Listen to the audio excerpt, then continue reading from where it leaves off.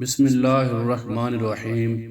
اللہ تعالیٰ کے نام سے شروع کرتا ہوں جو بڑا مہربان رحم کرنے والا ہے۔ رسول اللہ صلی اللہ علیہ وآلہ وسلم نے فرمایا، جو بندہ بھی اللہ تعالیٰ کے راستے میں ایک دن کا روزہ رکھتا ہے، اللہ تعالیٰ اس دن کی وجہ سے اس کے چہرے کو دوزخ کی آگ سے 70 سال کی دوری کے برابر کر دے گا۔ رسول اللہ صلی اللہ علیہ وآلہ وسلم نے فرمایا، قیامت کے دن سورج اور چاند دونوں تاریک بے نور ہو جائیں گے۔ رسول اللہ صلی اللہ علیہ وآلہ وسلم نے فرمایا، جس گھر میں کتے اور مورتیں اور تصویریں ہوں گی اس میں رحمت کے فرشتے داخل نہیں ہوتے۔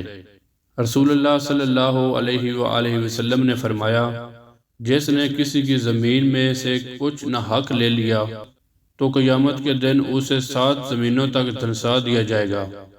رسول اللہ صلی اللہ علیہ وآلہ وسلم نے فرمایا، میری امت میں ایسے برے لوگ پیدا ہو جائیں گے جو زناکاری، ریشم کا پہننا، شراب پینا اور گانے بجانے کو حلال بنا لیں گے۔ رسول اللہ صلی اللہ علیہ وآلہ وسلم نے فرمایا، ساری امت جنت میں چلی جائے گی سوائے ان کے جنہوں نے انکار کیا۔ صحابہ نے عرض کیا، یا رسول اللہ صلی اللہ علیہ وآلہ وسلم، انکار کون کرے گا؟